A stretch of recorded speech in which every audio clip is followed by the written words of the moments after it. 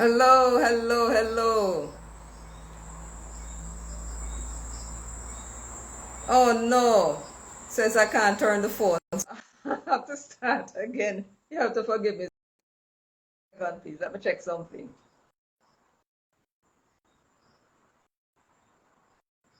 Can you tell me if I'm live, please? I'm not able to see anything. So let me start again. I'm trying to tag people, and it seems as if I'm going to have to tag everybody again. So I apologize for that. I'm going to have to go straight.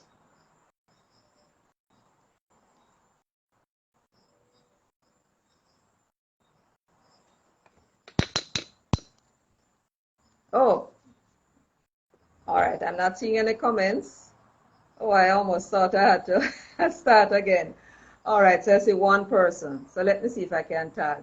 Um, uh, all right. So can you share the live, please? Sharonette, thanks for joining me. I am a novice. I have no clue what I'm doing here. Uh, I have no clue. And could you share it, please?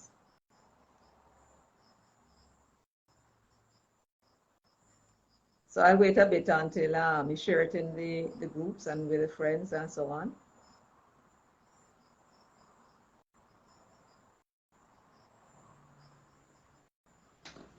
So I have only one audience so far. I may have to end this live and start again. Let me just hold on a minute or two. All right, Charnette is gone. So I'm waiting. I'm waiting. All right, so you're back. So I just hold on a second. I'm not sure. Are you able to see me, Charnette? Can you tell me if you can see me? I can hear me. Go ahead, please.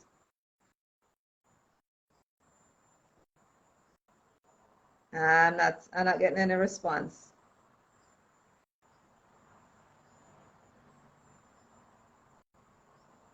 All right, so it says you're watching, but I'm not getting any response from you. Can you tell me whether you're seeing me, yes or no, please? Charnette?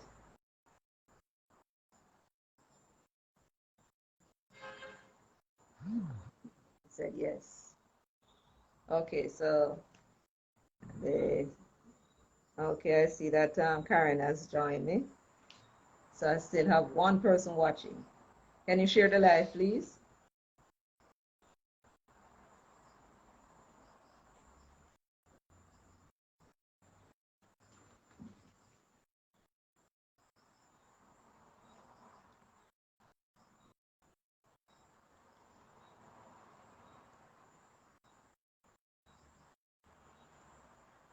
Yeah, I think I'm going to I was supposed to have my laptop here where I could communicate, and I left it on the other side. So let me see who is here.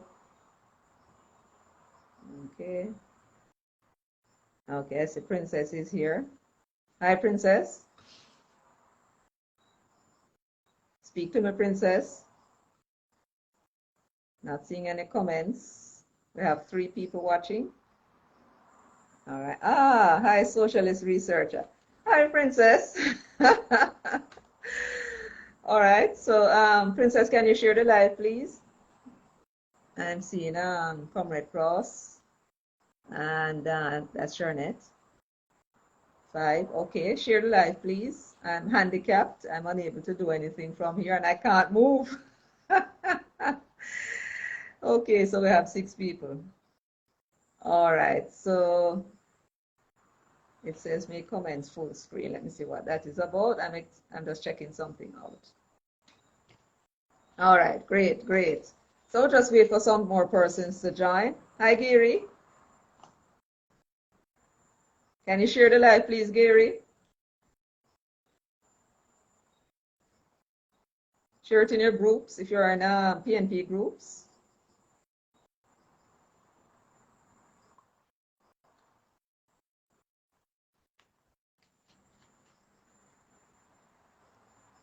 unfortunately, some persons like to watch. I can't do anything now. I really should have had my laptop over here.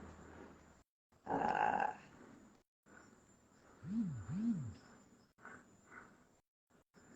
Thank you, Christopher, for sharing.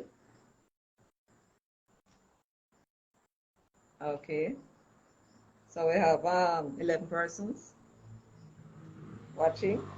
Guys, can you just excuse me for 1 second? I'm just going for the laptop. Just a second, please. Now I can't even get up. Matter of fact, let me move with the phone. That's better.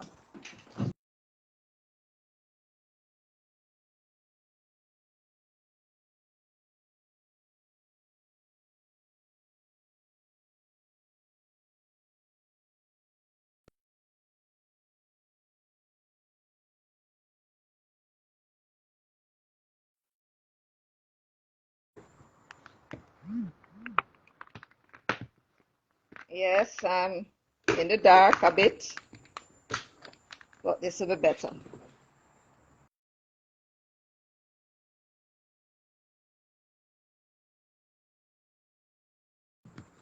Yeah, that's why I always like to be ready. Always make sure that everything is ready, whether I need it, yes or no. So they slipped up this time. Sorry about that, guys. Here we are. I'm going to put this back on the tripod.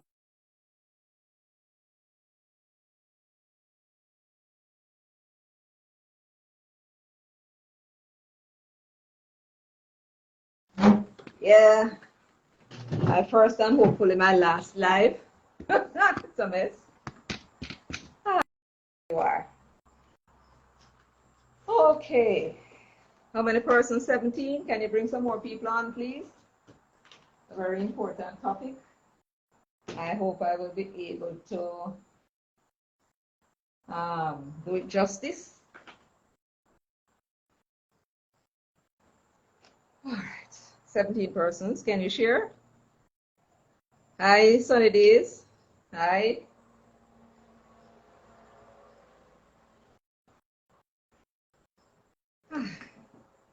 All right, so what's happening? Share the live, please. Let's see. I'm on Facebook. Let me remove Marky G. I don't want to see him at all, not tonight. And let me see.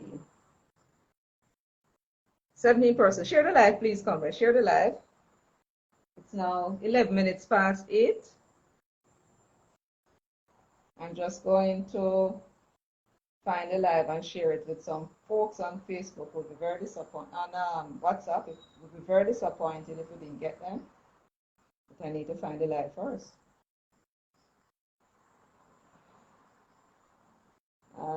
Let's see. Give me a second, all right? All right. Oh, that's the end of the laptop because I forgot to plug it in.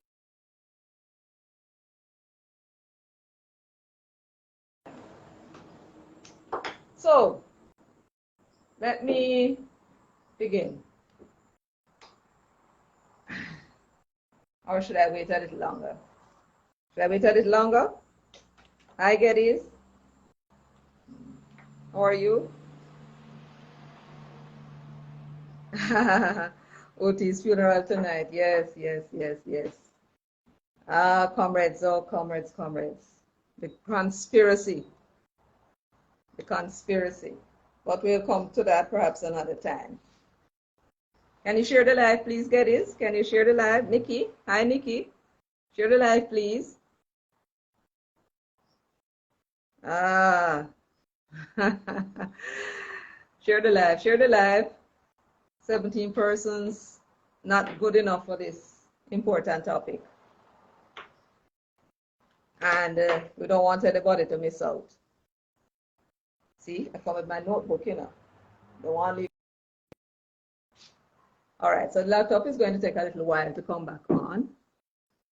And Shall I begin or shall I wait a few more minutes?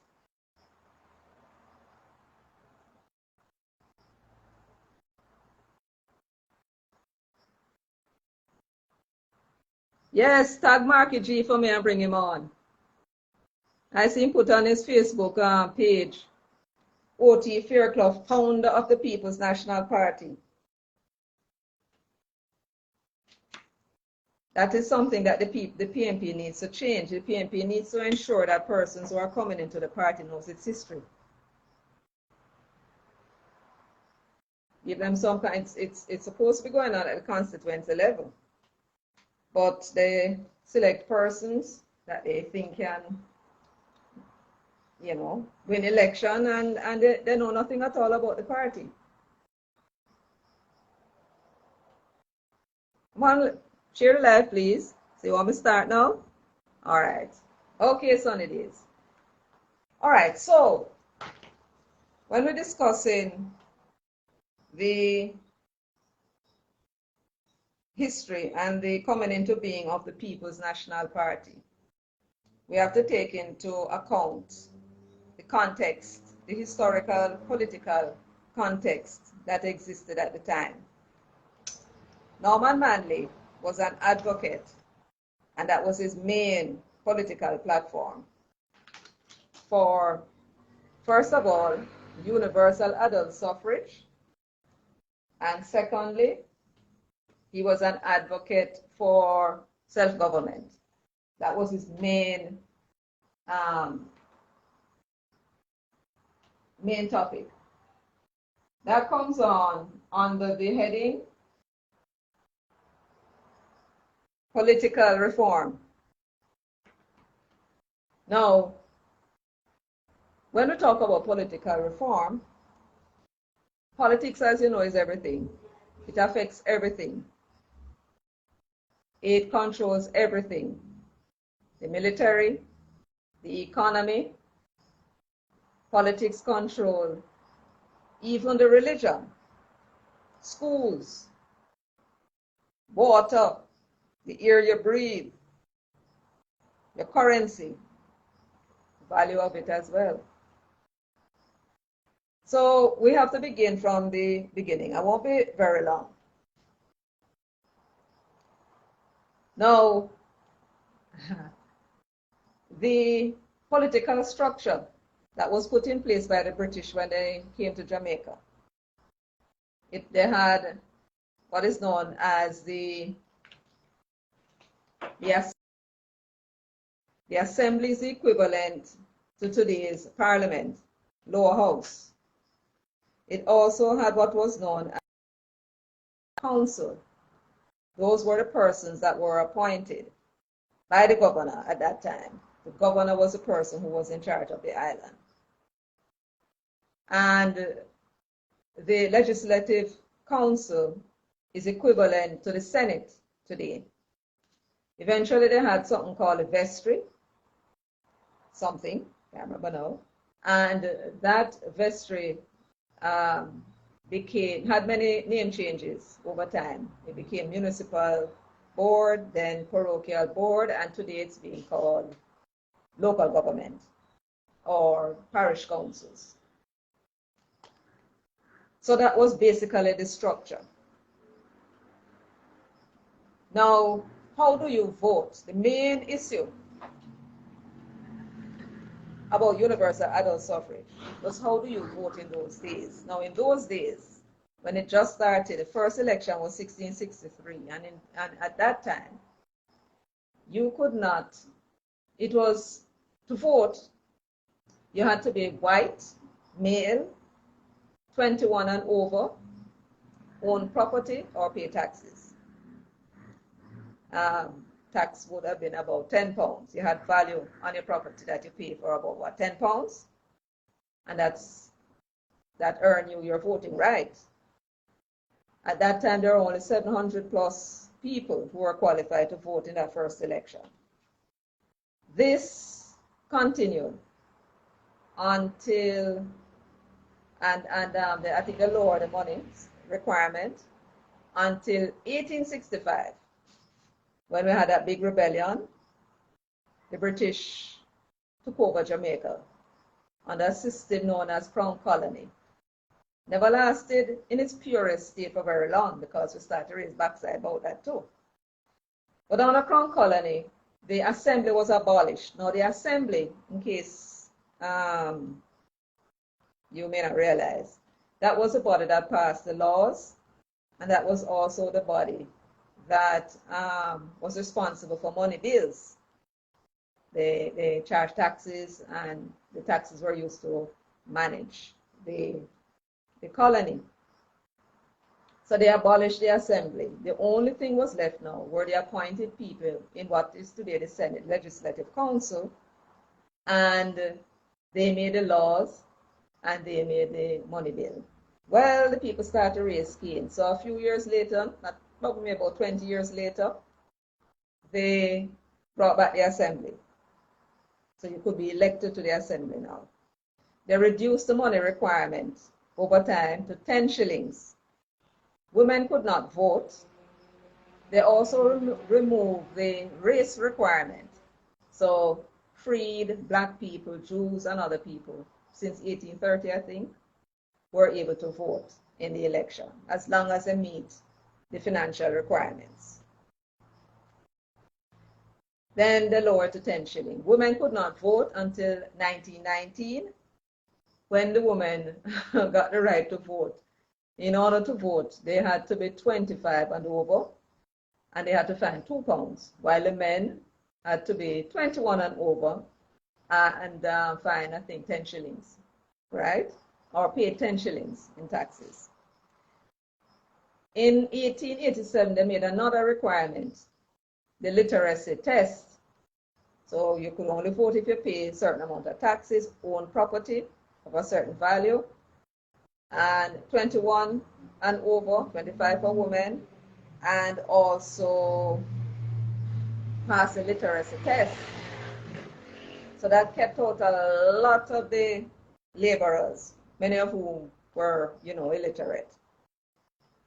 They didn't own land, and they certainly didn't earn that kind of money to pay 10 shillings in taxes. So the persons that were voting were very few.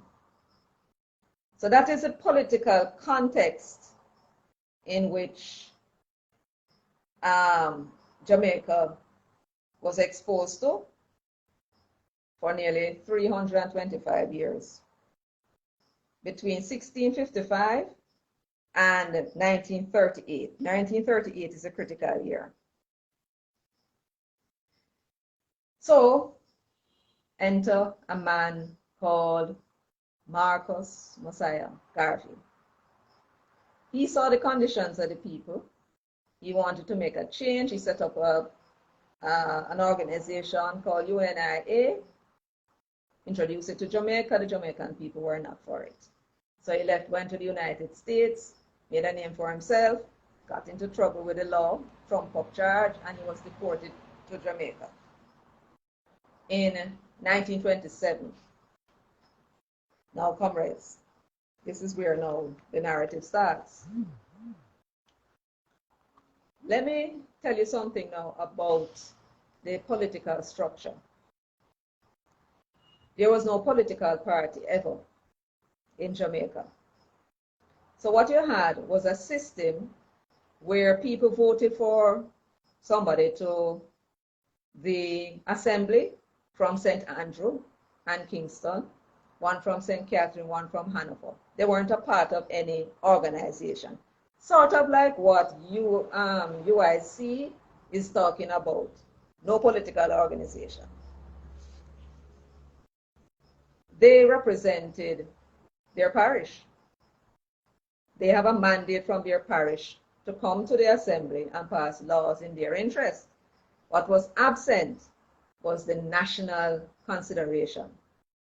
There was no political party, and so these individuals were making decisions based upon their own agenda. So what you found was that there were problems in Jamaica, and the law and the assembly couldn't help the people, even though they were elected, because there was no common cause among the persons who were there, or the majority of them, for them to pass anything. So you had a situation where you have persons advocating A. If it comes to the law, it's easier for them. But when it comes to national issues like working conditions, they were never going to agree because they're there not for that, but for their own agenda within the parish. Marcus Garvey saw that and realized that the reason why the assembly is not serving the people, not even in the parish, because they can't get nothing done unless they cooperate. The reason why they can't get nothing done to benefit the people is because of the lack of cooperation between these persons who were elected. Share the light, comrades, please. So the solution was what he saw happening in America, what he knew happening in Britain and elsewhere. We need a political party. A political party gives you a certain advantage. You have persons who sign on, and they sign on to bring about with certain aims and objectives, and they sign on to certain policies, right? You sell that to the voters, and then you get elected. Once you form the majority, you know, can make changes. You understand? Okay. So Marcus Garvey decided he was going to establish a political party. That party, and I want you to pay close attention to the name, comrades. Sorry about that. That party was called People's Political Party. Remember that name? People's Political Party. It had a constitution. It had the first of its kind, a manifesto. It had leadership structure, and it was launched. It was launched on the 9th of September, 1929. Marcus Garvey, in his manifesto, had some very progressive ideas. The manifesto was divided into political policies, social policies, labor policies, and economic policies. The political policy was that they were advocating for universal adult suffrage. We don't know if anybody was doing it before, but he certainly was in 1929. Marcus Garvey also had in his manifesto a requirement for self-government, right? That's on the political side. He also wanted Mobile and Port Antonio to be named cities. He wanted, what else was it now? Yeah, let's leave that. Then now, on the social side, on the social and labor side, he was proposing a minimum wage to solve the problems. Minimum wage and an 8-hour work day. When it comes to the poor, he wanted legal aid to help the poor when they have cases against them. He wanted parks, he wanted the place to be beautified, he wanted parks, and he wanted things of that nature. That was in his manifesto. Now, comrades, you can well imagine how the black intelligentsia were very much interested in what Marcus Garvey was doing. This was the first this political party was ever being introduced, right? They knew that there is no way the Europeans, the English white people in Jamaica, would be impressed by universal adult suffrage. They understood what it meant. The question is, would Marcus be able to convince the people, right, that already had the voting rights, those persons who could find the 10 shilling or the 2 pounds, and who were literate and were above 21. And there was the rub. So when Marcus Garvey went around the country trying to promote this party, trying to see if he can get the majority of the persons in his party elected to the the Legislative Council. Sorry, not the Legislative Council, but to the laws that will make the changes that they need. He was actually preaching. He was actually talking to the persons who were already benefiting from, had the privilege to vote. You imagine you trying to tell those persons that what we need is universal adult suffrage. Why would I, who have the privilege to vote, have to find £10? I can read. Why should I have equal voting rights with people who can't read and less fortunate than me?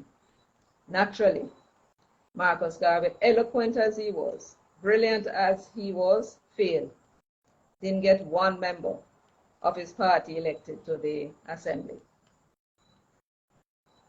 Now, you would think that all these things that were in the manifesto, the black people would jump on it, but the people who were voting were not the persons, right, who would have benefited from it. It would have been the laborers, the poor man, real poor man. You understand?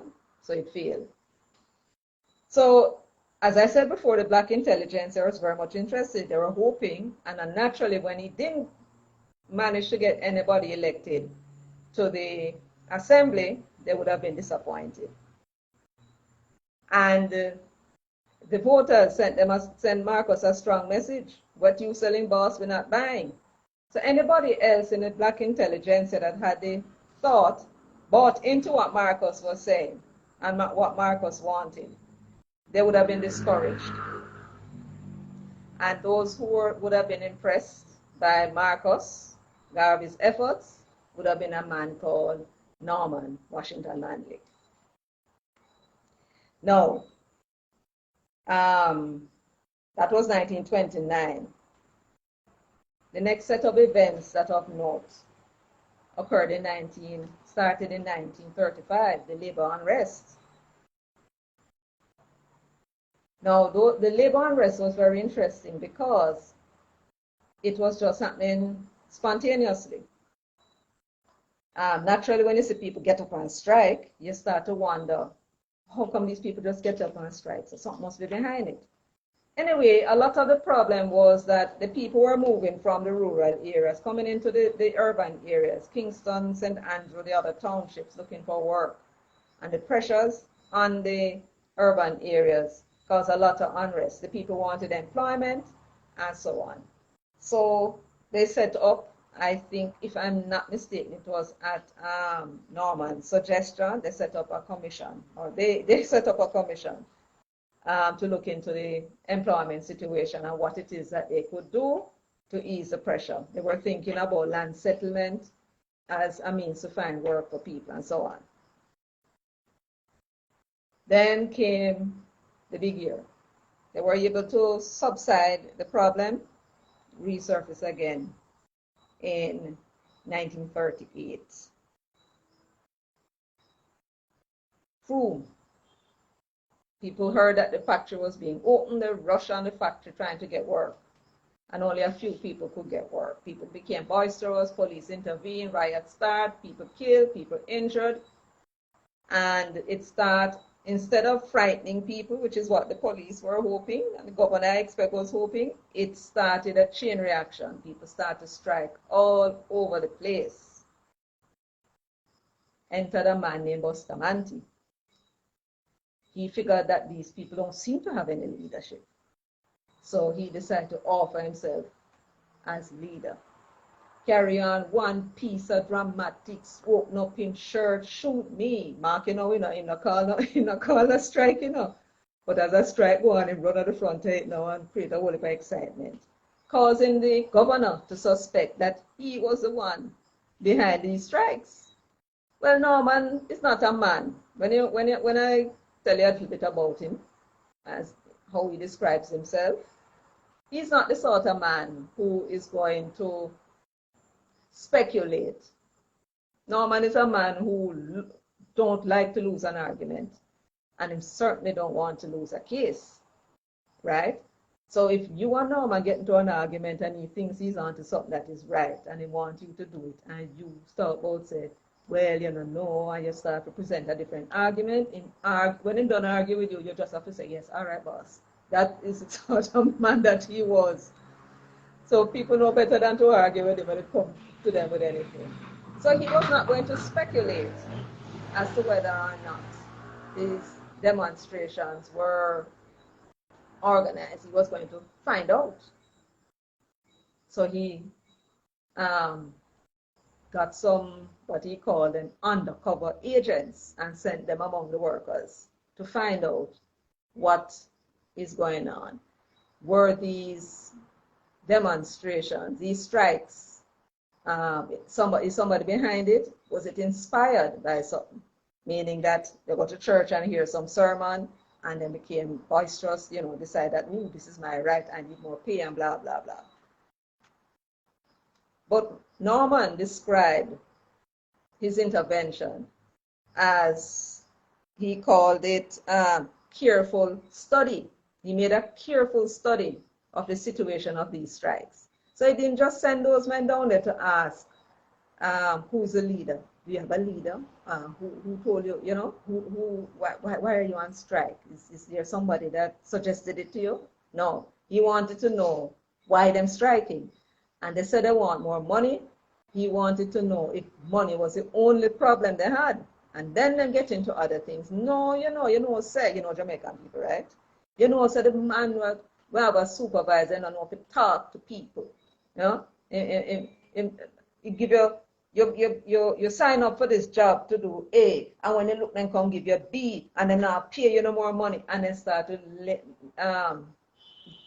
give the agents them a whole raft of stuff that was causing, that they were aggrieved about.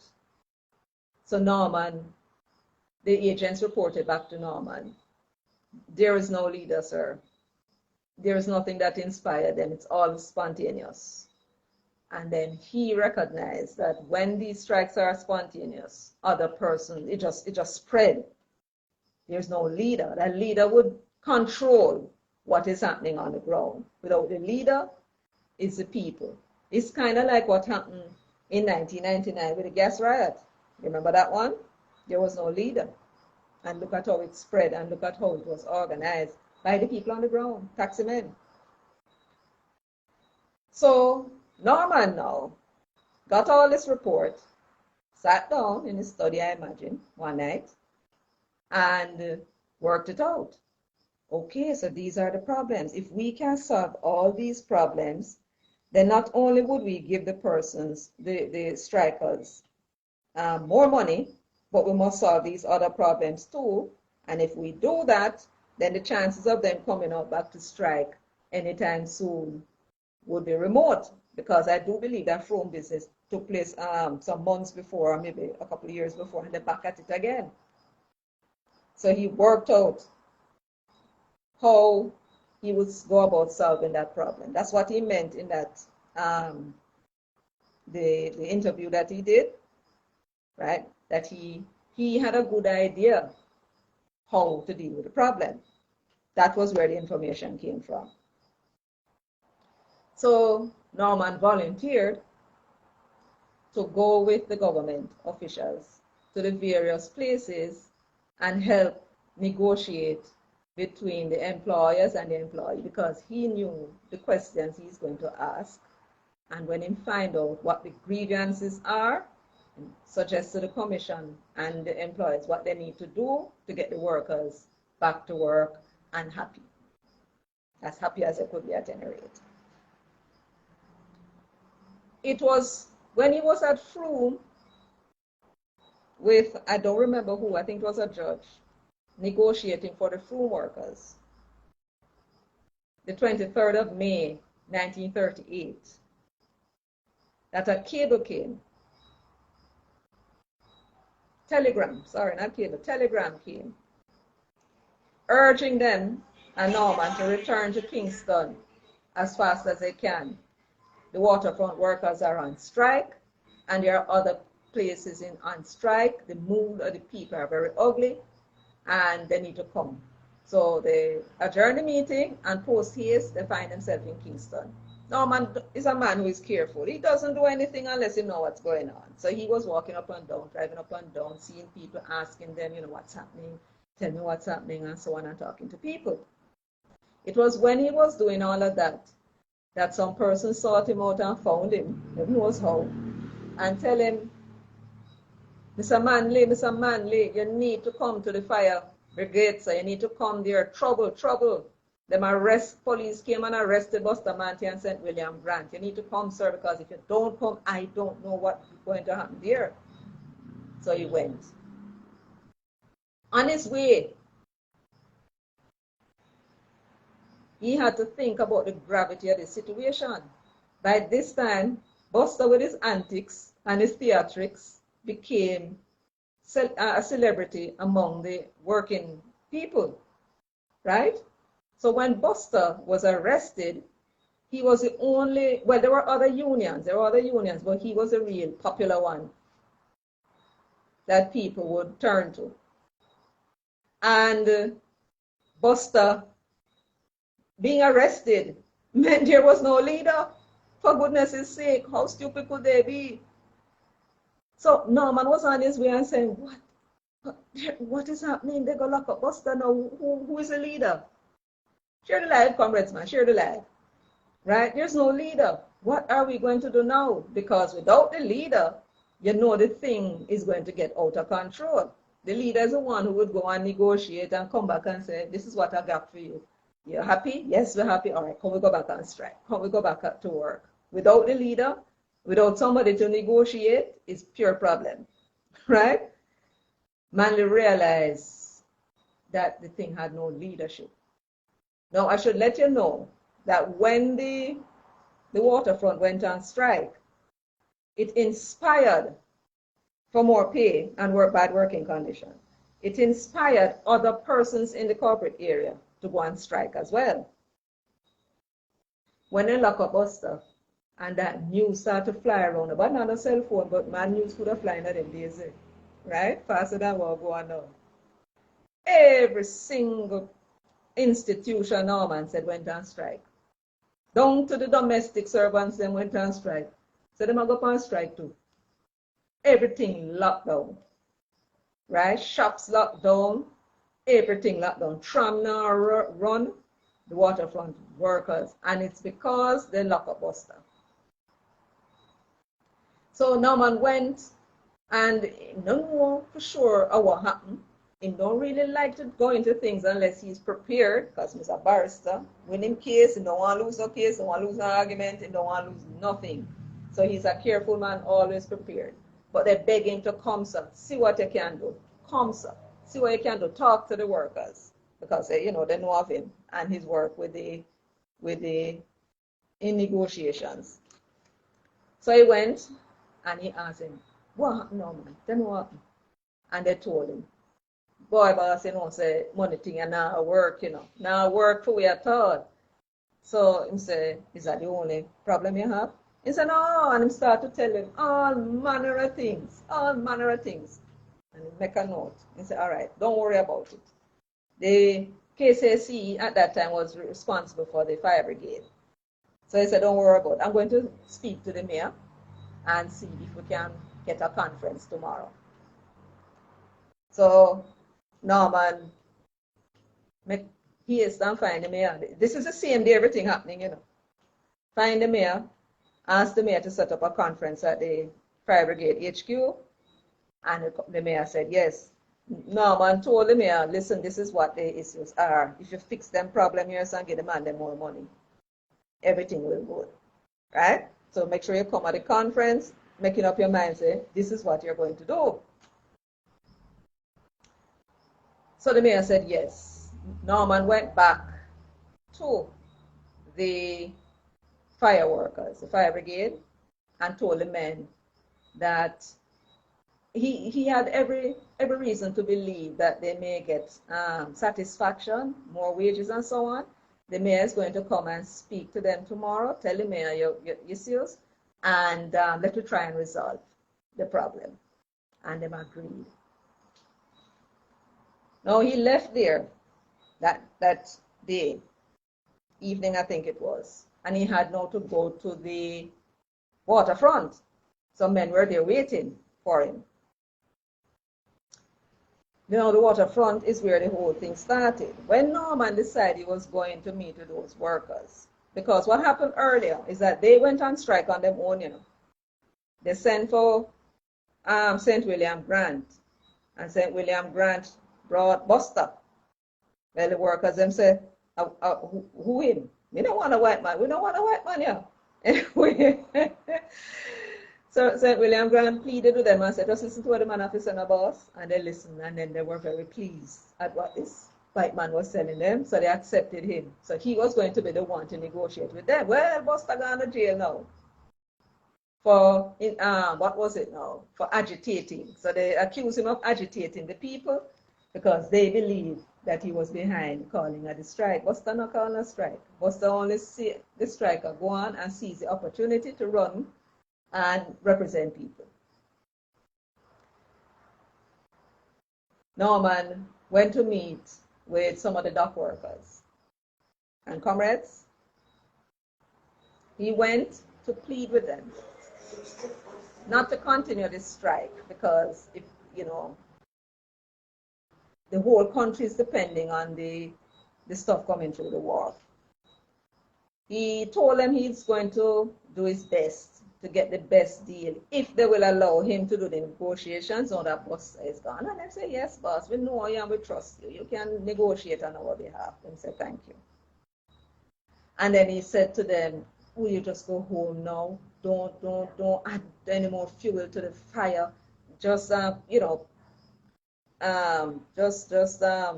make we see what we can do. Well, he would talk in the kind of language, kind of a proper speaker. The men say, told him all the grievances, that they want better wage, and told him all the grievances. And Norman says, okay, I will speak to the authorities and see if I can get a better deal for you and get you what you want. If you can get all these things, you'll be happy. He said, yes, man, we'll be happy. And say, all right. Only one thing though, you know, boss. No matter what you come with, if you offer we $1 million, this is just my word. We're not going to accept it until then let go Buster Manty because they don't have a right to lock up Buster. Buster never tell you to go up on no strike, or we go up on strike on our own. They want justice. Norman said, all right, I am going to speak to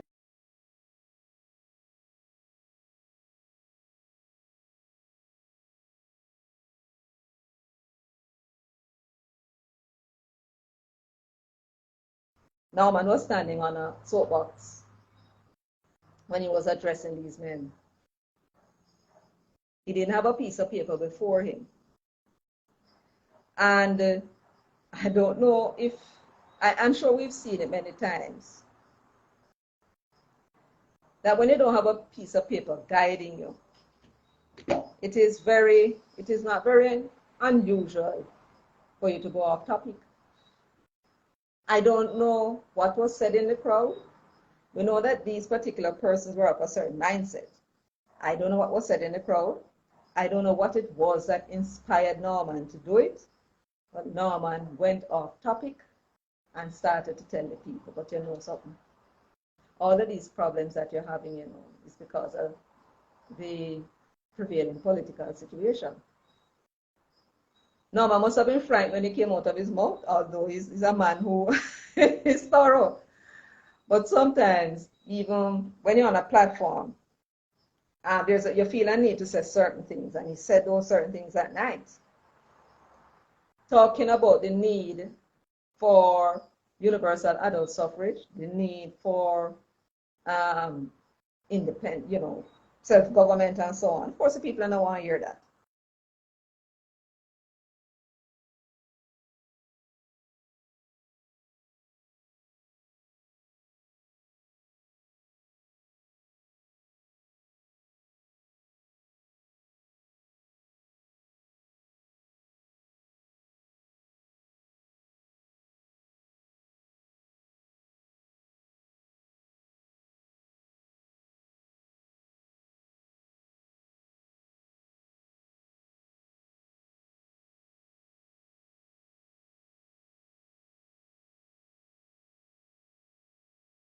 Like,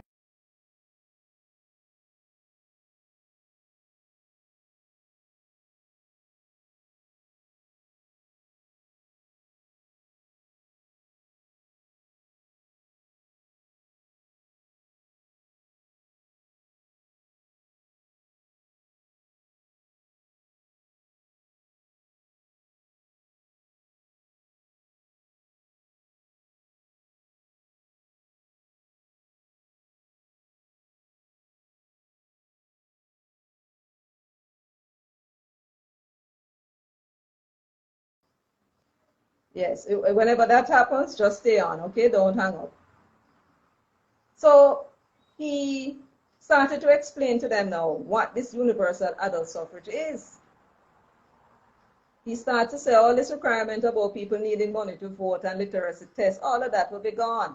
Everybody, once you're 21 and over, male and female, you have the right to vote. You vote for the representative that you want, and they will now represent you. These people that are there don't represent you because you're not the voter. They represent whoever is voting, and these are people who are better off than you. Remember the crowd, Remember what they said, when Buster came, we don't want the white man down here. So it was a different audience. So when they heard that they can put in who them want, the mind flew open to possibilities. Because who they go and put in, who they want to represent, now people look like them. To a man, they began to cheer, make a whole heap of nice, thunderous applause. Can't imagine how man frightened. Wait, I want to say. What did I say? You can imagine how he was surprised at that very moment when the people understood and said, yes, yes, yes, I agree with you. We need a political party if we're going to get universal adult suffrage, and we need it. We need it. Right? Norman had his first time voters to be. Imagine his shock. Imagine how surprised he was, comrades. This was a turning point in the nation we call Jamaica. The political awareness of the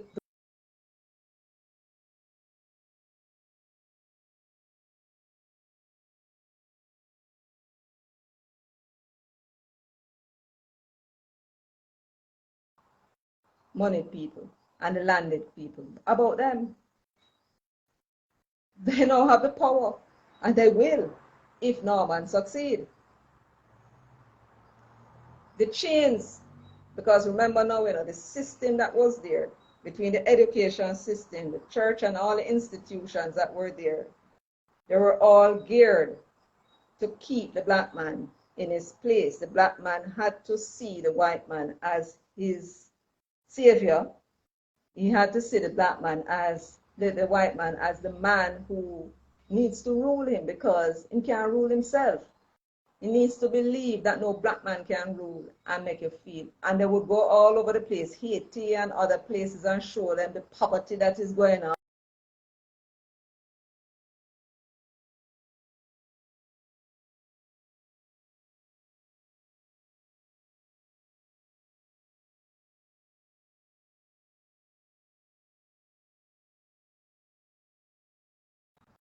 Norman that night broke the chain. And that started a chain reaction. Those persons left and got convinced other people. Now Norman left that night. Norman realized that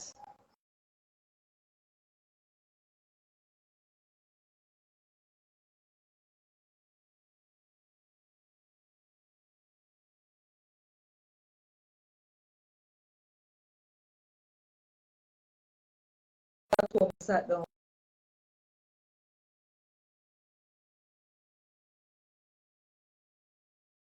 Recognize what happened. The Jamaican people had a cloud over their brain, and that was lifted. No longer were they slaves. Free, free, free. And it was Norman that did that. that freedom of the minds of the people, that breaking of the chains that chained them to colonialism and kept them into bondage. It was that if no one succeeded in breaking that chain, we could not have had self-government, because everything depends on what the people wanted. And if they didn't want it, we couldn't have political freedom. Well, it may not be working out too well for us, right? But that is our fault, right? But we would not have had those things unless the chains that kept the people in bondage, those things that they were told when they go to school that black man never achieved nothing. When those who escaped from the school, they catch them in the church, and when they're looking into the Bible for their identity, them showing them some people that everybody that was negative is black people. They were black, were cursed people. That is why God punishing us and put white man over us. These are the things that were holding us back.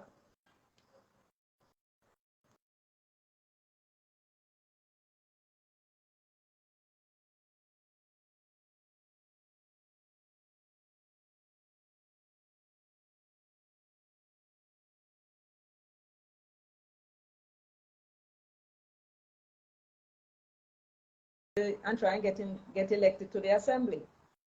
And he said no. And I agree with him. Waste of time.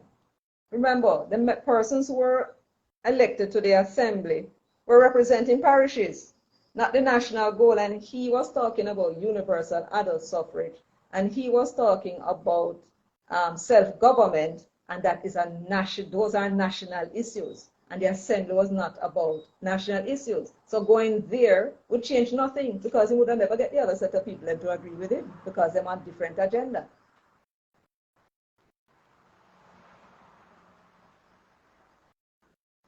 The real clue, the real change that needed to occur was with the people, the grassroots people. And that night, that fateful night, May 23, 1938, he said the magical words to the right audience. The audience were right. They don't want a white man around here. They see the white man as the oppressors. The other set of black people saw them as their saviors. It was the right audience. He went home, all in a daze. Man walking in a dream is how he described himself. Sat down with E under the oak tree and said to her, something very important happened tonight. He spoke to the dock workers on what their responses were. And you imagine how Edna must have been shocked. Right? This is something that people try with Jamaican people, you know. And they run them. They don't want to hear that. He said, Edna, E, we call her, this is going to change our lives forever. Those men are looking to us. He would have contemplated and wondered, okay, I can set up the political party. You know, I really want to be a lawyer. I am comfortable. Maybe I can set up the party. And having set up the party, since it's my idea, I can find somebody to lead it. And he would have told E, I don't think that would work, because it's me the men looking to. You understand? Me that trust, and me that looking to come with this party for them to support. If I go bring somebody else, then probably, you know, wouldn't want to be a part of it. Well, he was very shocked, but, you know, she supported her husband. They don't know what was going to happen.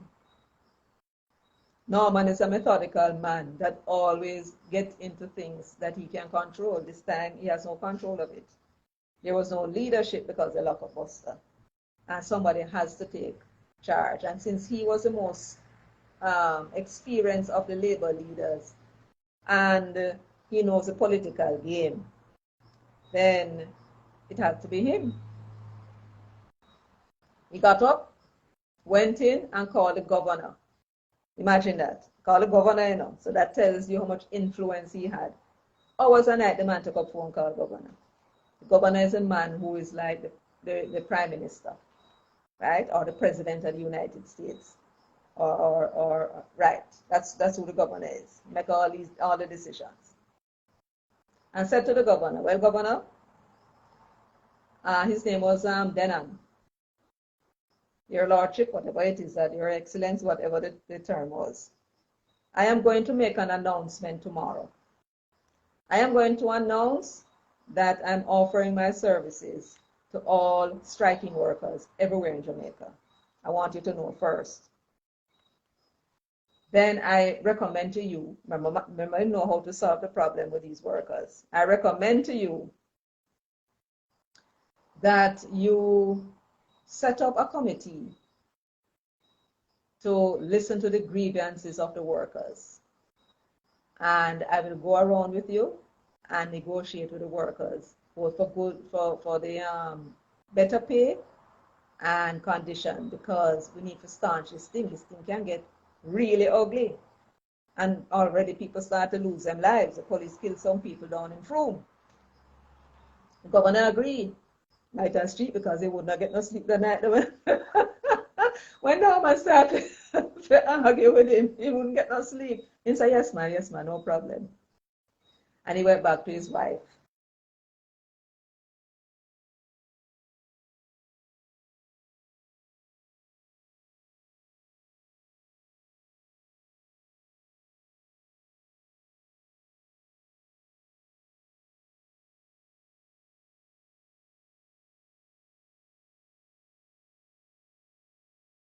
And the people fought it. I said, go and go set it up, go and go set it up. Me vote for you. So, they retired that night. Edna to her bed, Norman to his study, because he needed to think some more about this thing. You know, what am I getting myself into? So he sat in his easy chair, relaxed, took out his pipe, filled it with tobacco, lit it, leaned back in his chair, and started thinking. Is it too late? He started to have doubts. Is it too late for me to find somebody? Bearing in mind that time is of essence, and can't skylark, because as soon as the people get what they want and then feel comfortable now, nobody got talking about no political party. The system is working for them. So they don't have much time. So naturally, being a fair man, I imagine his thoughts would have run to Marcus, since Marcus was the one that set up the first party. Maybe Marcus should be the man, you know. He and Marcus had a big to-do in 1932 in the KCC. Nearly came to fisticuffs, but you have to respect the man. But where was Marcus? Marcus left Jamaica in 1935 and gone to England. So there's no point in looking in that direction. So he would have looked around at local persons. He would have gone to the assembly, see if there's anybody he could identify. There was Jack Smith, and there was a fellow called D.T. Wint, who were advocating universal adult suffrage. But clearly there are probably other reasons why you probably think that they wouldn't be the ones. And he would look around him.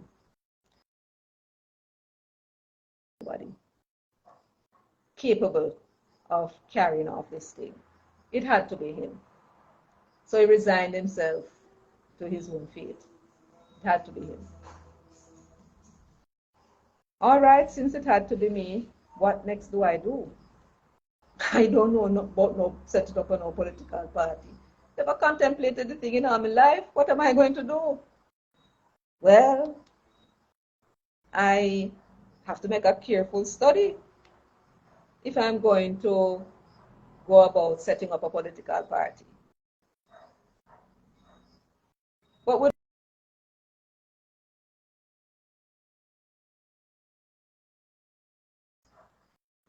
you have to be quick about it, no more than 4 or 5 months.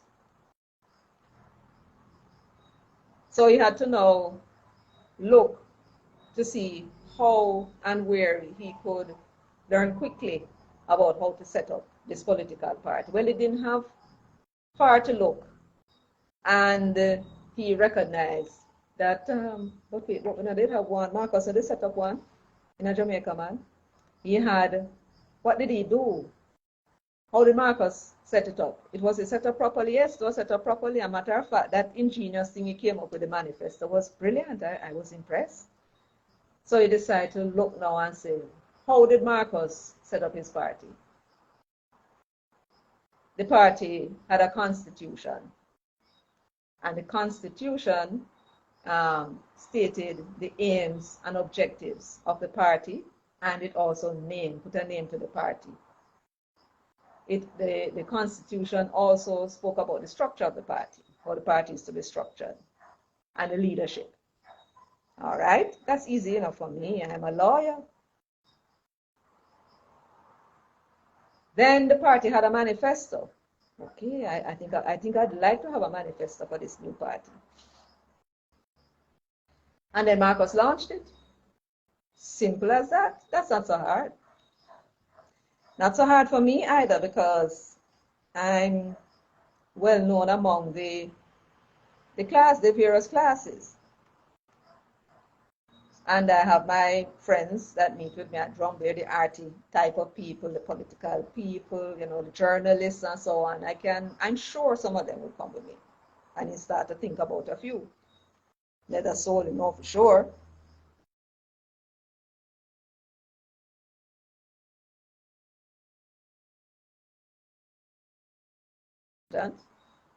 And he started to think about the other people. Penso, which I think he was the one that may have been either him or a relative of his was the center of the controversy between him and Marcus back in 32.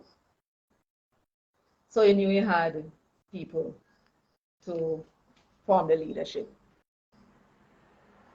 So in his mind, he already had the structure, the basic form of what the party would look like. Then came the naming. Now, comrades, we all know that nature abhors a vacuum. Nature abhors a vacuum. There is no way he could have gone to bed without even wondering, what should I call this party? And let me tell you, you cannot determine what the structure or what the party is going to be about unless you come with a name. Because the name is what is going to guide your action thereafter. So that night he sat down and wondered what he should call the party. What's the name? Of course, he won't run it by the guys, but what's the name? He thought of Marcus Garvey's party, since him already start using Marcus. Marcus called his thing the People's Political Party. Marcus gave a reason why he called it the people. Norman accepted. Yes, I like that. I call it people because it's really about people. Not just one set of people, but all the people in the country must have a vested interest in this party and its success, because it's all about the people. Rich, poor, black, white, don't matter. It's about people. Political, we don't know about the one there, because it's obviously a political party, so I have to find some other name. And I'm going to prove to you, comrades, that the party was named the same night when Norman contemplated it. Because there was something that he said in the inaugural speech, right, about using the word national. Thanks to a comrade, he sent it to me, right, the full speech. He said he regretted using the name national because clearly what emerged, this was 1938, and this was towards the end of 1938. From May until September, this was 1 year before World War II broke out. So you can imagine these nationalistic parties in Europe raising up them ugly heads, and they were all fascists. So when he said in his inaugural speech, I am very sorry that I had to use national because of what was going on in Europe with those nationalistic parties. But then we are in Jamaica. And since we're in Jamaica, we needed a word in order to describe what it is that we are about as a party, and that is a national agenda. So he said, we have to continue with it. Back to the story. So he thought about national, and he said, yes, it's about the national, first of all, the universal adult suffrage is a national policy. And self-government is also about the nation. So calling the party a national party, a nationalistic party, that is the correct thing to do. So all he did was to just remove political and use national. And he came up with People's National Party. Repeated it to himself and said, I like it, sounds good. This is what the party is about. Now that the party is about the people and it's a national party, the people will have to get involved in determining how the party is structured. And he sat and thought, how are we going to do this? Well, we do it like we do everything else. We set up committees, appoint people to chair, appoint secretaries, get the people from all over the island in all different profession, labor, the professional areas, teaching, all over the place, doctors and all them, and let them have an input in the decision as to what this party should be like. And Norman was well satisfied. Next day, he was going to get up, head out, call for an emergency meeting of the certain group of men that he knew is political, and agree with him in terms of the two basic things that he was pushing, political agenda, which was the universal adult suffrage and self-government. So you know you can rely on these men. And it suits you when you're going into any venture that you make sure you get people of like minds. So what happening to the PNP now? Capitalists come in with for them agenda, and the socialists who are there with the agenda that they should have is having all kind of conflicts because of it. So Norman went to bed. I don't even know if he slept the night, but he went to bed. Got up the next day, went to work, got the meeting. In that meeting, he would have told them of his decision. Gentlemen, they're all men. I have decided to enter the political fray. And they would all be surprised, because they never know he was interested and always resisted. He said, yes, gentlemen, but I'm not going into the assembly, so don't think that that is what I'm talking about. We're going to set up a political party. We're going to set up the political party, and in order to bring it about, we need to set up some committees, we need to name some chairpersons, and we need a steering committee that will be responsible for the constitution. And everybody got excited. Of course, I'll do it. Yes, what do you want me to do? And he would tell them what they need to do. O.T. Fairclough would have been at that meeting.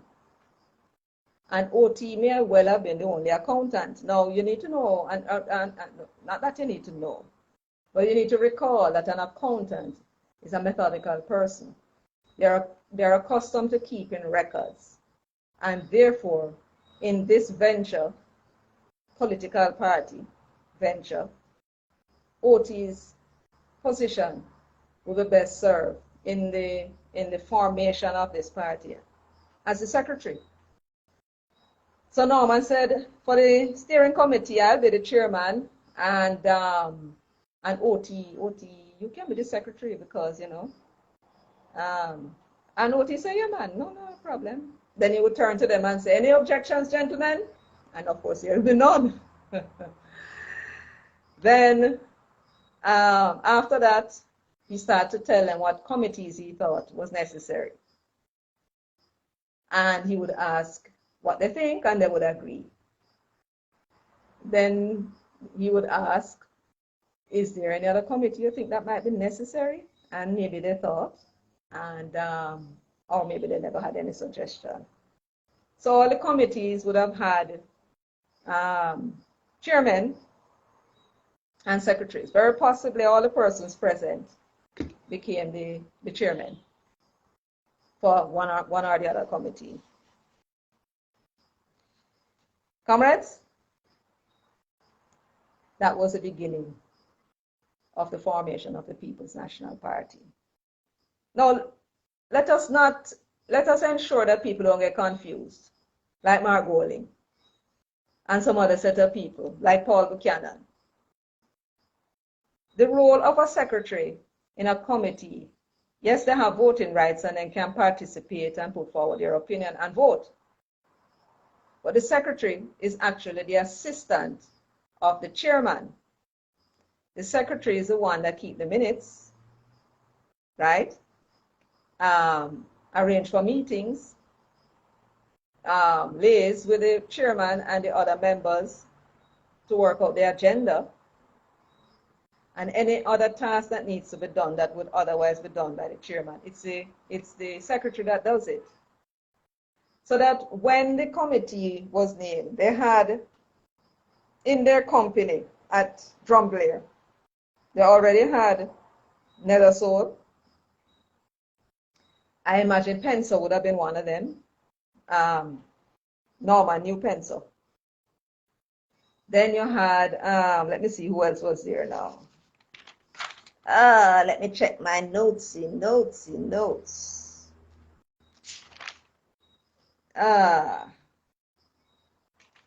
me a second. I write down so many things. Yes. Then now you have H.P. Jacobs. H.P. Jacobs was also a regular. It's mainly artistic people who were at Drumblair, and then you have a few political people. So H.P. Jacobs, who was a founder, publisher, the University of the West Indies has him and I think Frank Hill as the publishers of public opinion. He was at Drumblair as well, so he was nominated, I suppose, by Norman to be a member. So Norman knew what it was, that he's trying to accomplish. They didn't know, so he had to be the one to take the lead. And then involve them in it by asking what they think. So Nethersource, Jacobs, and OT would have been the secretary, and Norman the chairman. Now they needed about 7 people for the steering committee. So they need about 3 others. Pencil, Norman nominated him. They needed 2 others. So Norman would have told OT, now that he's the secretary, where he needs to go and find. He needs a teacher, maybe a young one, and he'd send him, tell him where to go to and ask them for a teacher. And I'm not quite sure how McFarlane got into it, but I suppose he may have been known for his political views, maybe somebody recommended him. And so there now is a list of persons in the steering committee that was to work on the party's constitution. I understand after that meeting, Norman told them before he left that he was going to now announce it to the media and hope they get wide coverage. Publicity is everything. And so he did. He called a press conference. He sent out a press release and begged the Gleaner to give it as wide a coverage as possible. They're going to set up a party, and they gave a basic outline of what the party is about in terms of getting people involved, society, and so on. And if there are any volunteers, especially for the Labor Committee, please come forward. So they had a committee, a Labor Committee. Comrades, the committee went to work, and within 4 months, this was May, all of this took place towards the end of May, within a couple of days. So between May, that's June, July, August, September, they decided that the launch would have been September 18, and they were going to have a meeting of the delegates August 28th. See how the man methodical? Now, I see Rebecca Tortella doing a series for the Gleaner and talking about the founding of the People's National Party. Well, she never said that OT was either founder or co-founder, but she kind of elevated him, talking about him going around the country and making a name of himself. Now, let me tell you something, comrades. You must remember that that period was not 2022, not even 1992. That was in the days when people used to wear, black people wear hat and a coat and tie out on the road and a walking stick when they go out on the road even for go buy bread, right? This idea that OT went around recruiting people is absurd. Who knew him? He was the editor that anybody, if anybody know anything about him, he was the editor for Public Opinion. Who knows O.T. Fairclough? You think O.T. Fairclough could have mad and out in clothes, gone to some black intelligentsia man who, according some people would say, black on the outside and white on the inside with a European type mentality, and go talk about political party and them not know him? You don't walk up to people like that and introduce yourself. They will look on you like you're uncouth. You know, you're uncouth, or what we call today, Buto. Oh, you mean to be walking up to me? I don't know you. You have to go with a letter of introduction when you're talking to these people. He couldn't go to their office, and he couldn't go to them home. And even if he met them at Drumblair, they were not his friends, they were Norman's friends. So there is no way he could go around the place go recruit anybody. But now listen to him. Norman is the one that would say to him, Oti, here's a letter. Take this to Mr. So-and-so. And tell him that Norman said. And then he would go, give him the letter and say, Norman said, I should not leave until I get a reply. The man is easy, you know.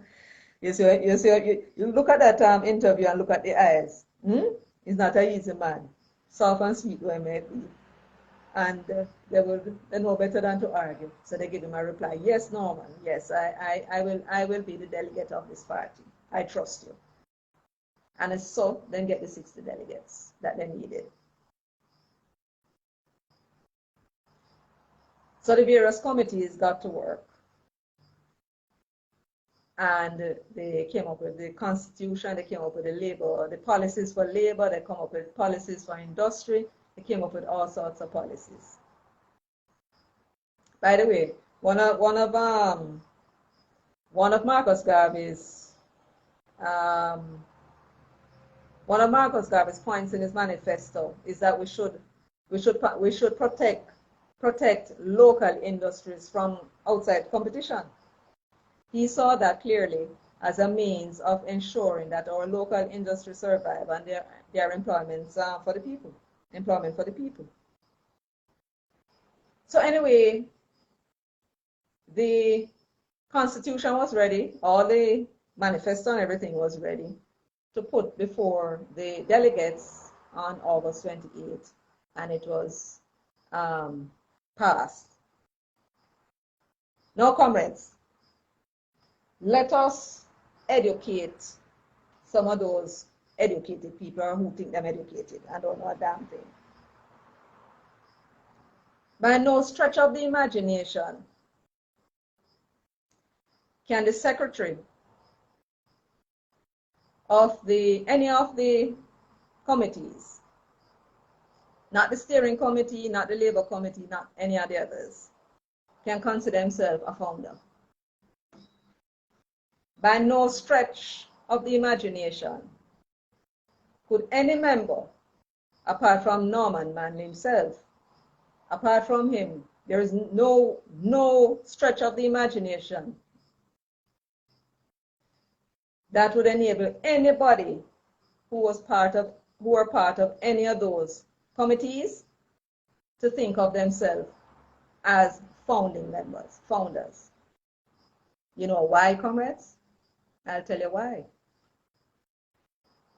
Because the committees were set up not to make policy. They were set up to make proposals. They were set up to make proposals. The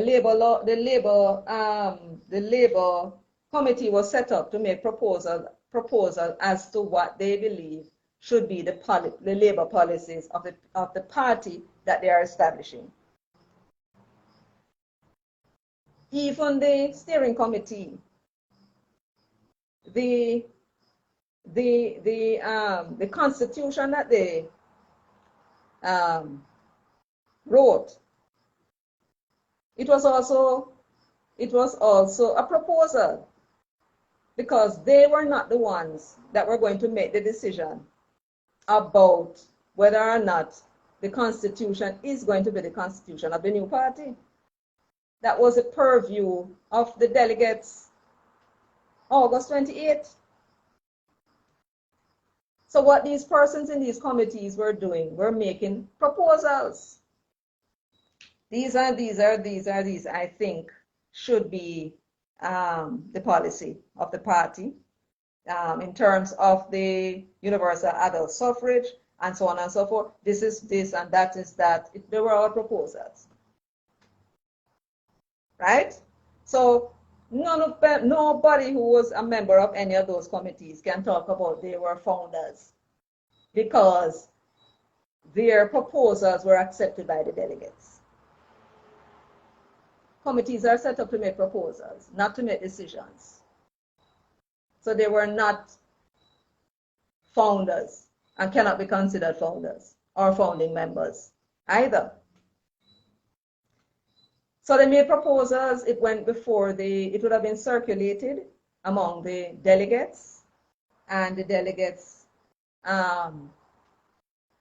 if they had any issues, they would have gone back to the drawing board and they would have discussed it, and then they would come up with something new, satisfying to the delegates, and then on August 28th, they signed off on it. They're ready now for launch, the 18th of September. At the launch, I'm going to try and get the copy of it. What did Norman Manley say? He said it's called the People's National Party because, and he gave his reasons. He started to look at the various points, the various the names, both people and national. And he said, listen to what I'm saying now. He told you what the people's part of it meant. And then he said, listen, good comrades. Norman Manley said, I regretted calling the party, using the name national in the name of the party. Go and look at it. He said, I. He never said we. He never said, sorry, I accepted it. I'm sorry that I accepted it when it was put to me by the committee. No, he said, I am sorry that I used national, the word national. And then he started to say, because national is associated with fascism and so on, and it's really leave a bad taste in people's mouth, because that was the prevailing wind in Europe. But we are in Jamaica, and we need it for our purpose, and national is the best way to describe the party, and so it is the People's National Party. He went on to say some things which I don't know, because these people are supposed to be bright, then go university. I don't go to university, comrade, believe it or not. I mean, it must be a shock to you, but I don't go to university, right? And to them, that might be seen as a reason why they're bright. They went into Norman Manley's speech and found a section that Norman Manley said, I am not the author of this party. And then take that out, which is what the Rebecca Miss did, right? When she's trying to show that OT played a bigger role. I don't know why they singled out OT. OT was just a secretary. Why they didn't single out Howard Cook? What about Nether Soul? All those persons played important part. OT OT, they said, was not a socialist, right? So that is why the whole of them are run after OT. All right, let me leave that. So they took this line. He said, I am not the author of this party. I said to the individual that I asked if he had a copy of the full speech. I wanted the full speech because you can't take out a section of it and we don't know the context. So I had the full speech. You know what Norman was talking about? Norman said, I am not the author of the party because what he was saying, there were people who found out later were dreaming about this thing. They were dreaming about it. They wanted it. They longed for it. And it was not a political party they were longing for. They were longing for change. Real change that would better their lives. And that was what the man said. This thing never originated with me. People wanted it before me. I just came along and just took what the people wanted and make it into something that can work for them. That's what the man said. Norman Manley said further, it was shown to me, that he does not want to have his name. He's not the one who, he does not want to have his name associated with the party except for the services that he intends to offer. And I hope the party can make best use of it. That's what he was saying. Right? And he said that basically was saying that he was not the person who, what term did he use? Let me leave that. You know what Norman was talking about? You see the same thing that these people keep telling you, that the PNP has never been about personality. That's what Norman was saying. Norman was saying, look here, yes, I started this party, but I don't want you to be looking at the party as Norman Manley. I want you to look at the aims and objectives of the party. And that must be what your focus should be on, not on the leader. And he may have said so because the man named Bustamante, when he formed his union, went and named the party, the union after himself. And he didn't want that. He didn't want a party that was leader-centric. And that was what he meant. Take me out of the picture. I formed the party, yes, but the party is bigger than me. That's what he was saying. And that supports the argument that these people have, that the PNP traditionally has not been a leader-centric. It's not been about personality. It's about the programs and policies. That was what Norman was saying.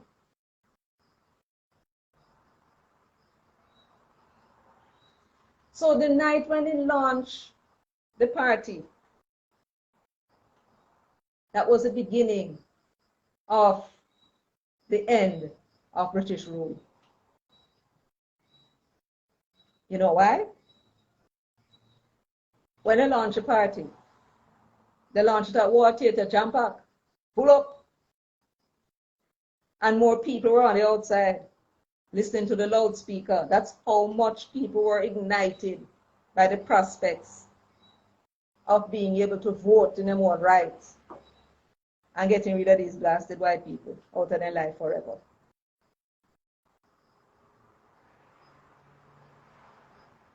So, comrades, what have we discussed tonight? Two things that is important. Let me make sure I use two other fingers, right? I don't want to get in trouble like Mark. Two things we found out tonight from what was going on in 1938. The first one was that Norman Manley was the founder and the only founder of the People's National Party. It was he who named it. It was he who arranged everything. The only thing O.T. Fairclough was the secretary. Everything that he did it at the behest and on behalf of the chairman.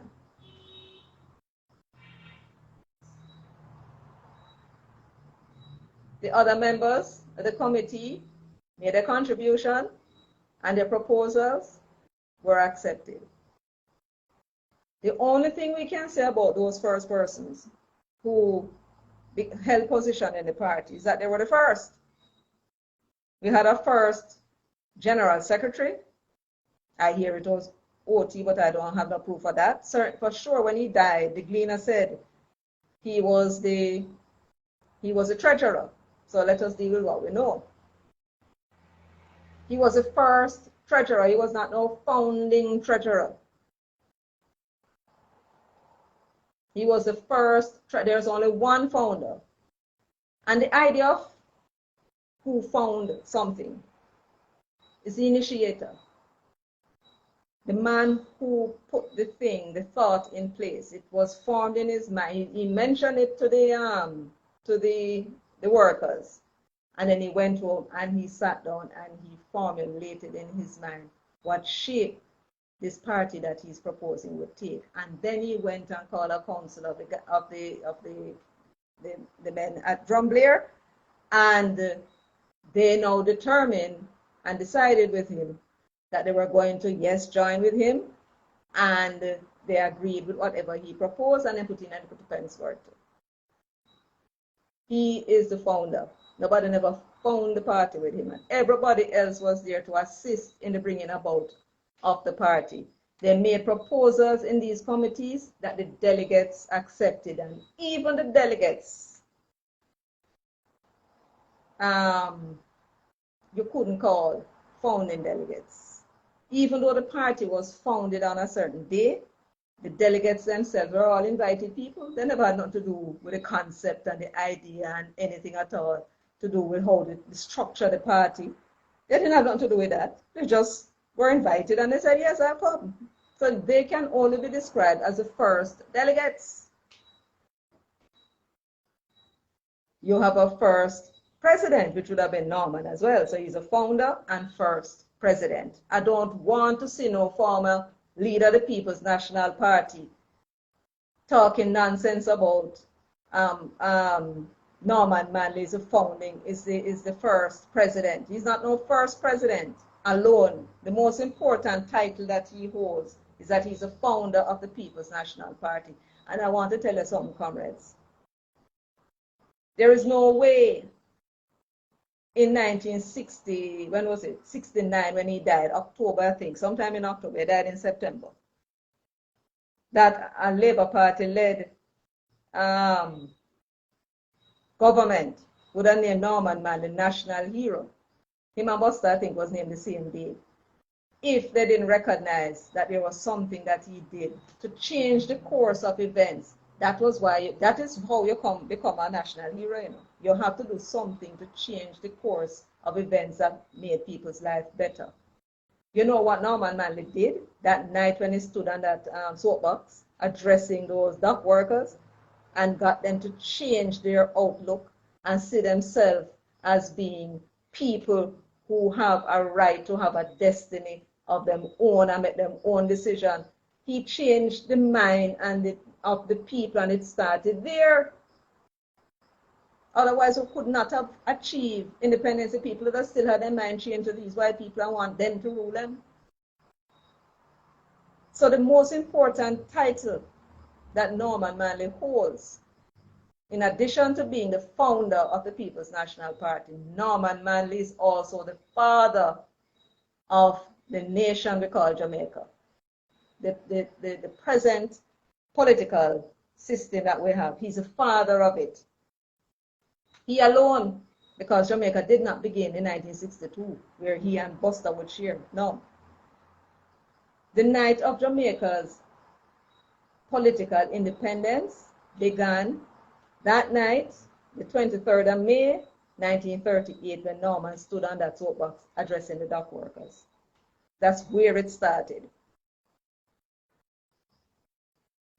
Those persons are now thinking like, oh, we think, yes, them had a little bit more, weren't quite as naughty as we do in all these bad things that some of us are doing. But they are the forerunner to us today because of what Norman said to them that night. And they were convinced, they trusted him. Norman Manley is not only the undisputed founder of the People's National Party, he's also the undisputed father of this nation. Jamaica. It was he who opened the eyes of the people, the political eyes, and changed the course of events. That's why they named him a national hero. If O.T. Fairclough had done all of that, he would have been the national hero, not Manley. Think about that.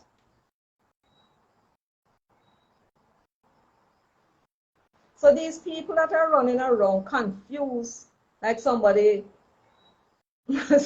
mad people in a plain clothes talking rubbish. Which, by the way, I suspected was started by that man, Richard Hart, one of the 4 people that Norman was responsible for expelling because of the communist view.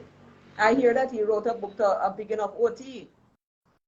And since he was there, right, because I found that even though the labor right miss spoke about OT and elevated him, his role is like a play. It's like a movie. You have the stars, you have the guest stars, those who make guest appearances, and you have the bit player, the bit role player. You know, the stars are in the restaurant, and here comes the waiter, took the order, disappear, come back, serve them asking for something else. Oui, monsieur, if it's a French restaurant, and then in Ghana, you don't see him again. Some bit players, them have more roles. You might see them might be an elevator man, and so every time you take the elevator, you see him. He's a bit player.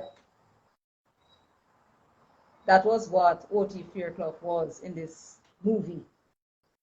If your movie was to be made, that's the role that he would play.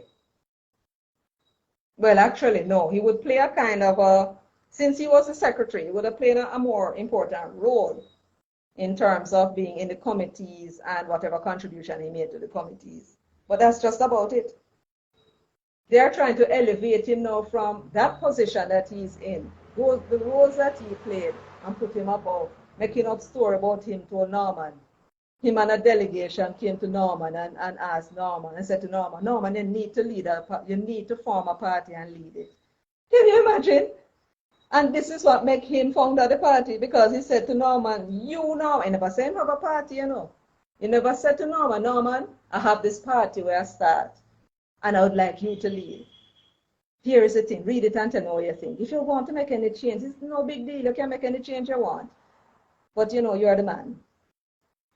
That's not what happened. They said, and it was the same Richard Hart who claimed that when he went to Norman and said to Norman that, you know, you need to start a party. No, he told, he said that he went to Norman first and said to him, man, you need to go into politics, you know. You know, go and run for a seat in the assembly. He said that O.T. told him, imagine that, you know, O.T. told him that Norman said, but the problem in Jamaica is not a political problem, it's an economic and social problem. Now, why would Norman say that when Norman is the same one advocating for universal adult suffrage and self-government? That make any sense? That's a political, that's a political decision. Those things can only be brought about through politics. So how Norman could have said that to O.T.? You don't say the man is a damn liar. And I tell life on the dead man. Now, O.T. that was, because he died in 1970. He's a liar. He also spoke about, in this party pamphlet that I got, that Norman went to the governor and told the governor that he must set up a commission with an aim to form union. Norman Manley never said any such thing. He only told the governor, set up the commission to go around and listen to the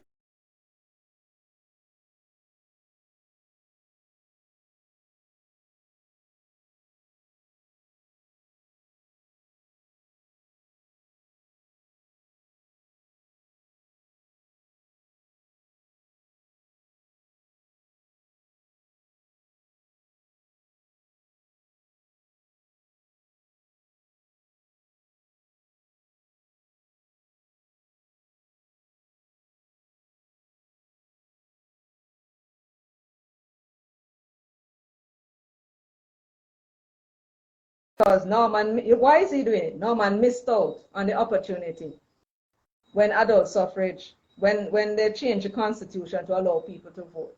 And by that time, Buster formed a JLP. He missed out on the first opportunity to be the I don't know what they used to call him, chief minister or something, right? At the first election. And again, when he led Jamaica into independence, he lost the opportunity to be the first prime minister. This man, Richard Hart, is clearly trying to rob the man of the one little thing that he can go through history and say, apart from all the things that he has accomplished, this is the one that he can now lead and have his name. He's trying to rob him of that by creating this little fiction about O.T. Fairclough. Right? So, comrades, the proper designation for Norman Manley in future for members of the People's National Party, you as comrades, right, and supporters and members, is that he's a founder of the People's National Party and he's the father of Jamaica. Anybody you see or call him anything else, you know what to tell them. Anything you feel like it, you tell them, right? Okay. And I hope you're still awake. I can see how many persons, just 32. Well, that's all right because we're going to share it to all the persons that I wasn't able to share it with because, you know, I'm live. And I hope that we kind of have an understanding of the times. We now see why it was that Marcus was really a hero. We now know that Buster, who led the workers and prevented Jamaica from burning down, right? And he led, yes, he was kind of, he did some kind of unscrupulous things too, because he was a man that I didn't like lose, right? But he had his role, and he was properly named a national hero, and then so was Norman.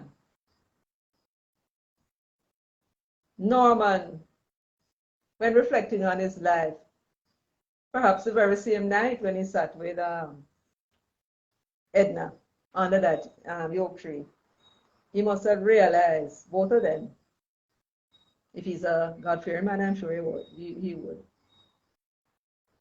That night, when he stood on that soapbox and spoke to those workers and opened their eyes to their political reality, right? And now he is supposed to lead this political party and lead the people out of these clutches of these white people. And it was very simple. All he needed was universal adult suffrage, and that would be the end of white rule. Very clever man. Never caused a bloodshed. We never had to lose our life. Anybody lose their life. He must have said to himself, looking back at his entire life, when he was growing up in Roxborough and elsewhere, and the fact that he was such a determined young man to win an argument, right? That all the things that he accomplished that made him well known. When he went to England and fought in the war, his brother did not survive. He survived. He decided to do law. Came back to Jamaica with his wife, right? And all these things that were happening that he felt a need to go and help with. He must have felt that this was a purpose that God had for him over his life. And all the things that he did was bringing him to that point in history,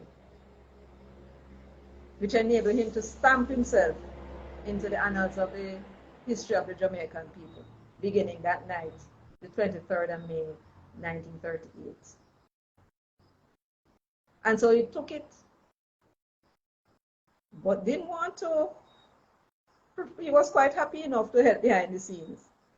But then he realized there was a purpose on his life, so he had to do it. And he did it and did it well, as he does everything else. Norman Manley, we salute you, sir. Comrades, thanks for being with me tonight. I hope we have cleared up that matter of who it is that founded the People's National Party, and we supply them with sufficient evidence based upon what was said which is in recorded history, both from Norman himself and from other sources. So I thank you. I don't think I'll do another live, but then you never can tell. So thanks for coming. Have a great evening. I can't see the comments. I'm not wearing my glasses. I can't see far. So I'll read them and respond to you. All right. Thanks again. Have a great evening. Bye-bye.